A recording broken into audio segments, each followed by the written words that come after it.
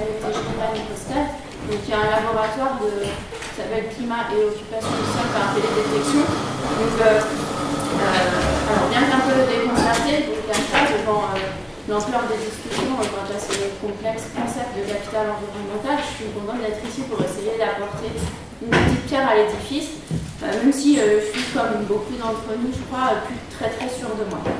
Donc cette présentation, elle appartient à celles qui ont, entre guillemets, attrapé la notion de capital environnemental au vol, pour reprendre les propos d'une communicante.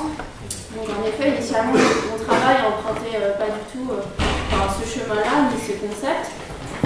Mais à réception de l'appel à communication, il m'a semblé intéressant d'essayer de le soumettre à cette notion de capital environnemental et voir ce qu'il pouvait tenter d'y apporter. Donc, je me suis notamment penchée sur la question suivante qui était présente dans l'appel à communication. Quelle forme prennent les différents investissements dans le capital environnemental? De quelles valeurs et représentations de l'environnement se nourrissent-ils? Donc, mon propos reposera sur la notion de capital environnemental appliquée à l'environnement littoral. Donc, dans un premier temps, je me propose de vous présenter les grands traits de mes travaux, donc problématiques, méthodologie et quelques résultats, afin de pouvoir ensuite les soumettre à la notion de capital environnemental. Donc, l'objectif de ma thèse, c'est de proposer une réponse à la question suivante. Comment des œuvres d'art peuvent-elles participer à la construction et au partage d'un savoir scientifique? Donc, il y a deux postulats qui orientaient ma réflexion. Donc, à savoir que, premièrement, les représentations paysagères, en tant que témoignage de l'état passé du littoral, elles constituent de précieux outils pour la compréhension de l'évolution de ce fonctionnement environnemental. Et le deuxième postulat, c'était que l'art, donc dans sa dimension médiatrice, pouvait être une perspective pédagogique et vulgarisatrice particulièrement intéressante pour réfléchir sur les moyens de diffusion de la connaissance scientifique. Donc c'est à partir de ces présupposés qu'une méthodologie a été mise en place, et donc je vais vous la présenter, donc vraiment spécifiquement orientée vers l'usage à des fins géomorphologiques de ces représentations paysagères. Donc d'un point de vue spatial, mon travail concerne les rivages de Bretagne et Normandie, et donc fort des postulats que je vous ai énoncés juste avant, les sites d'études ont été choisis en fonction de deux principaux critères. Donc tout d'abord, ici en fait, en fonction de leur valeur scientifique, c'est-à-dire on entend par là l'exemplarité en termes de fonctionnement environnemental et une valeur plus culturelle et esthétique qui en fait est ici matérialisée par l'importance emblématique voire médiatique de certains sites au travers de la densité des représentations qui lui sont associées. Donc, cette densité des représentations, comme on peut voir ici sur cette carte, elle a été d'une manière assez exploratoire évaluée à travers la consultation des principaux ouvrages concernant les représentations picturales de Bretagne et Normandie, et notamment la compilation de deux auteurs en histoire de l'art que sont Denise Delouche et Bruno Delarue. Donc elle n'est pas exhaustive bien sûr, mais c'était pour un petit peu filtrer des sites qui pouvaient être intéressants à exploiter. Et donc ici, on a juste un petit aperçu de la donnée iconographique collectée, donc ici à l'échelle globale des rivages de la Manche, et là à l'échelle d'un site particulier. Donc si seules au début les représentations artistiques anciennes, donc antérieures à la démocratisation de la photographie étaient prises en compte, ensuite bien sûr dans un second temps, une fois les sites identifiés, on peut étoffer un petit peu la construction du corpus avec des documents plus récents, donc notamment des cartes postales anciennes pour avoir un intervalle temporel un peu plus étalé, et aussi des documents d'appui donc un petit peu moins artistiques comme des cartes anciennes, des photographies aériennes anciennes, etc.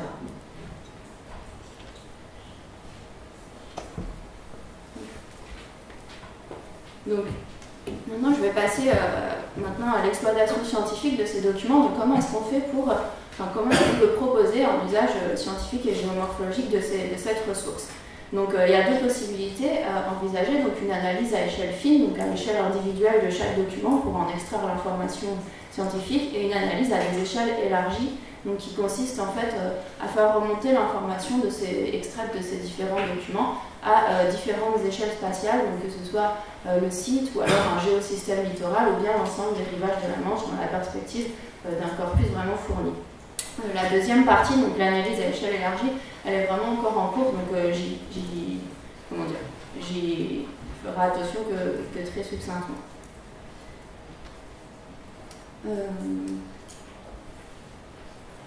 Donc, l'analyse à échelle fine, donc, en fait, il est possible de concrétiser cette exploitation individuelle des documents à travers tout d'abord l'élaboration d'une série de descripteurs et ensuite des observations in situ. Donc, pour l'élaboration des descripteurs, voilà.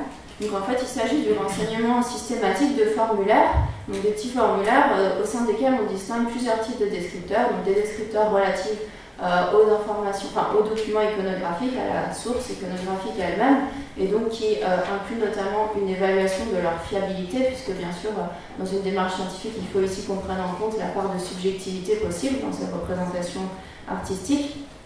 Des descripteurs ensuite relatifs aux éléments du paysage. Donc ici, on va considérer uniquement le profil actif du littoral, puisque c'est ce qui nous intéresse.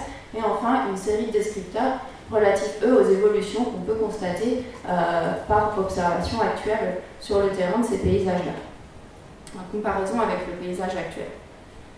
Et ensuite, concernant donc, les observations in situ, véritablement, donc elles sont concrétisées par la restitution photographique sur le terrain et éventuellement la réalisation de relevés orientés pour, comment dire, attester d'éventuelles observations constatées.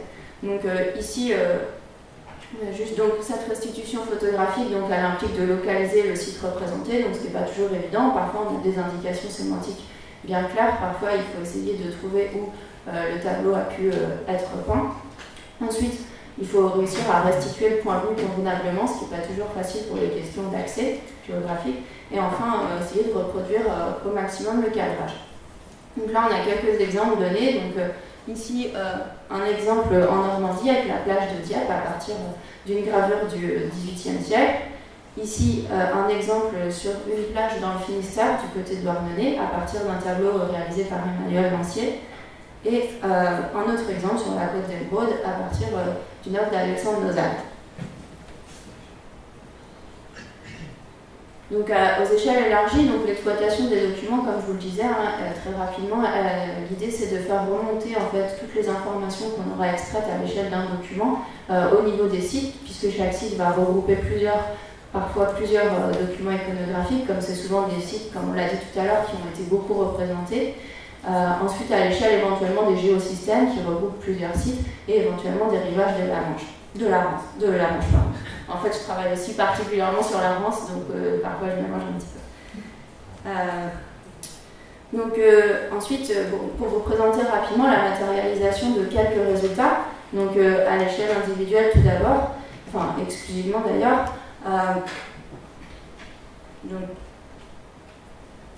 Voilà, pour chaque document iconographique, une petite fiche en fait, d'identité comme ça permet de résumer les différentes informations associées au tableau, donc informations relatives au document lui-même, au paysage qu'il représente et aux évolutions constatées, et ainsi que des couples de photographies diachroniques avec éventuellement des morphines pour voir plus facilement l'évolution passée et présente.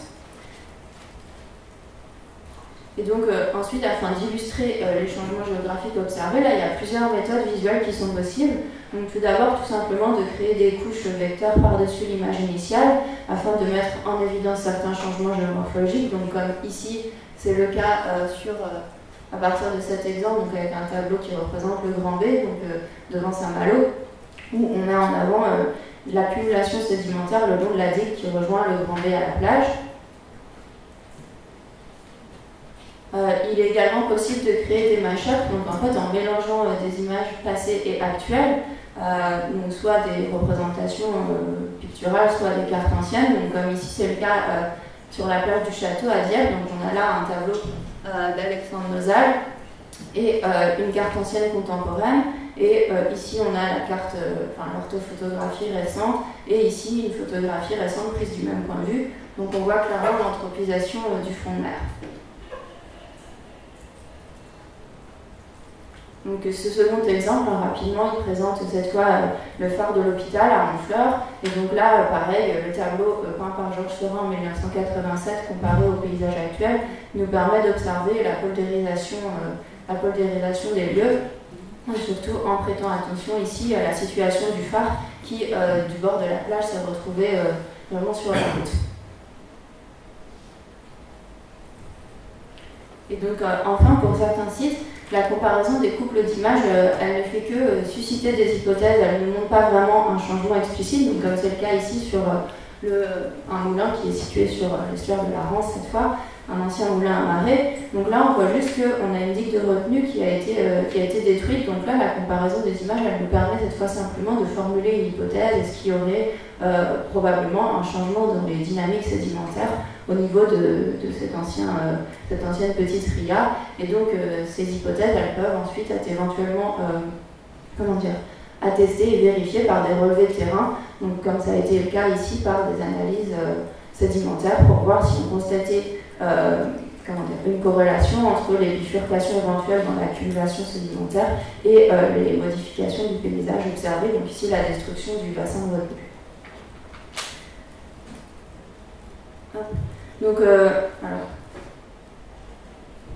Donc on arrive maintenant à l'étape de discussion donc essentielle en ce qui concerne le contexte de cette intervention, et qui vise à soumettre toute cette méthodologie que je vous ai présentée très rapidement au prisme de la notion de capital environnemental. Donc en effet, ce travail il fait écho selon nous à la notion de capital environnemental de deux manières, enfin peut-être de deux manières, je suis très sûre de cette manière-là, on va avoir deux propositions, deux idées. Tout d'abord, premièrement par une approche du capital environnemental en tant que stock, en tant que ressource en quelque sorte, à travers les ressources iconographiques potentiellement mobilisables. Et donc avec ici une invitation à la réflexion sur le statut de la donnée artistique en tant que matériau de construction d'un capital environnemental littoral. Et deuxièmement, une approche du capital environnemental, cette fois en tant que produit, à travers un usage participatif et démocratisé des ressources iconographiques. Donc je vais revenir un petit peu sur ce point-là, l'usage démocratisé et participatif. Donc avec là, à continuation, une invitation à la réflexion sur le statut même du paysage littoral en tant que capital environnemental en soi cette fois. Donc prenons le temps de revenir un petit peu sur ces deux idées.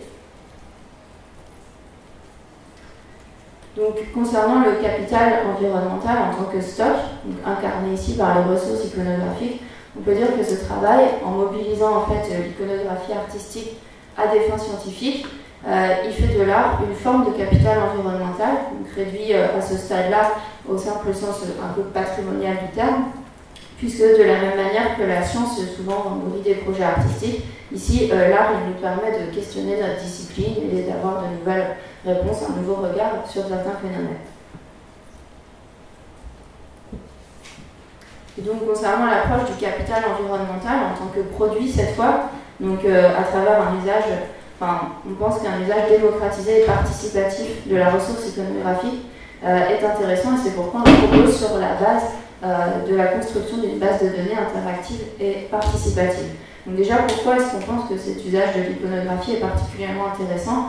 Donc la conviction qu'on a, c'est la suivante, c'est que la nature singulière, donc non académique, de ces supports, elle leur confère finalement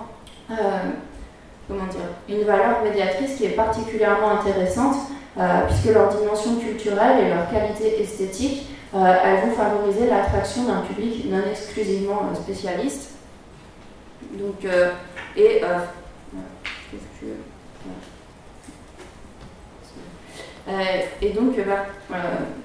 vont être intéressantes à utiliser dans une démarche de vulgarisation du patrimoine géomorphologique, donc telle qu'elle est définie par Dominique Sellier, comme donc là je cite.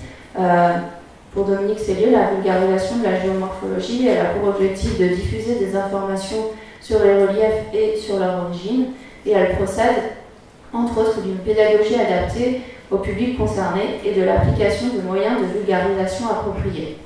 Donc dans cette optique, la construction d'une base de données interactive et participative d'archivage du patrimoine iconographique des littoraux est, comme je vous l'ai dit, en cours. Et l'un des objectifs, c'est de proposer un inventaire collectif des sources iconographiques, tout en suscitant par du coup la large diffusion des résultats scientifiques qui peuvent en découler. Une réflexion cette fois épistémologique sur le statut du paysage littoral et notamment sur sa valeur en termes de capital environnemental. Donc en effet,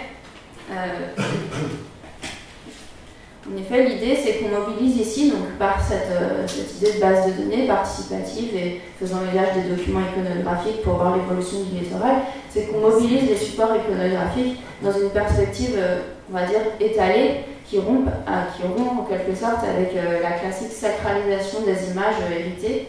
Donc en fait, en effet, à travers leur rephotographie et à travers la mise en évidence des changements qui nous permettent d'observer, l'idée c'est de replacer un peu plus modestement les images héritées dans une trajectoire qui soit évolutive, donc qui mette en vitrine un paysage qui non plus vraiment illusoire et un peu naïf, comme c'est le cas parfois du paysage littoral qu'on a tendance à mettre sous cloche dans un état T qui en fait finalement est immédiatement révolu du fait des différents forçages qui actuent perpétuellement sur le littoral, mais de replacer au contraire ce paysage dans une vision un peu plus éveillée, avec qui ne peut pas se soustraire à l'idée de changement, et notamment quand il s'agit plus particulièrement de ce paysage littoral. Bon, c'est un petit peu confus. Enfin, autrement dit, c'est une approche du littoral qui invite à le penser comme un devenir, donc qui sera le produit du contact avec ces divers extérieurs qui viennent l'impacter en permanence, donc tous les forçages qui soient naturels ou anthropiques, etc. Donc l'enjeu épistémique en termes de capital environnemental pour le littoral, c'est ici essentiel, c'est que souvent le paysage littoral il est perçu comme un capital dont la valeur aspire à être considérée comme constante et stable, alors que sa matérialité est, comme je le disais, changeante. Donc c'est pourquoi, dans le contexte de ce travail, nous cherchons à montrer que capital désigne non pas un aspect, une apparence, une image ou une photo, mais l'ensemble des changements dont les images rendent compte. Et ce qui est essentiel sur le plan environnemental, c'est que ce sont les forçages qui créent le changement et pas les étapes successives du changement qu'il est intéressant de mettre en avant. Donc autrement dit, le capital environnemental du littoral, c'est un ensemble de processus, et ce n'est pas véritablement un paysage fixé dans une représentation. Donc du coup, en conclusion, si on résume un peu cette discussion par rapport à la notion de capital environnemental, il apparaît qu'on peut en admettre en quelque sorte deux acceptions. Donc un capital qu'on pourrait dire brut, qui s'apparente à l'idée d'une ressource environnementale. En ce qui nous concerne ici, il s'agirait du potentiel scientifique de connaissance de l'évolution du littoral matérialisé par le stock iconographique disponible. Et un capital qu'on pourrait dire élaboré, qui est cette fois le fruit d'une production, donc issue de la conversion d'un capital brut, donc de cette donnée iconographique, en une ressource en fait, ce capital brut, c'est une ressource identifiée comme telle, donc comme ressource. Donc l'idée, c'est que le capital élaboré, c'est sa conversion en sa conversion dans une ou plusieurs optiques environnementales. Donc ici, à travers cette base de données et son utilisation démocratisée et participative. Donc au regard de l'ensemble des présentations qui ont été proposées jusqu'à maintenant durant ce colloque, je n'arrive toujours pas bien à trancher pour une définition très cernée du capital environnemental. À partir de quand, en fait, est-ce qu'il prend véritablement forme? Est-ce que la ressource en elle-même, c'est déjà du capital environnemental, ou est-ce qu'elle le devient qu'au travers d'une forme de conscientisation de la valeur de cette ressource? Donc c'est vraiment un petit peu la question qui reste un petit peu floue à la fin de ce colloque, entre est-ce qu'une ressource en elle-même, elle est capital environnemental, ou est-ce qu'il faut absolument... ça implique vraiment cette prise de conscience de sa valeur et cette, qu'on la passe un petit peu, comme il avait été dit lors de la toute première présentation, passer en fait des idées ou des ressources à la moulinette de la notion du capital environnemental pour en extraire quelque chose, donc là j'ai appelé le capital environnemental, entre guillemets, élaboré. Donc je ne sais pas si tout a été très clair, mais en tout cas je vous remercie de votre attention.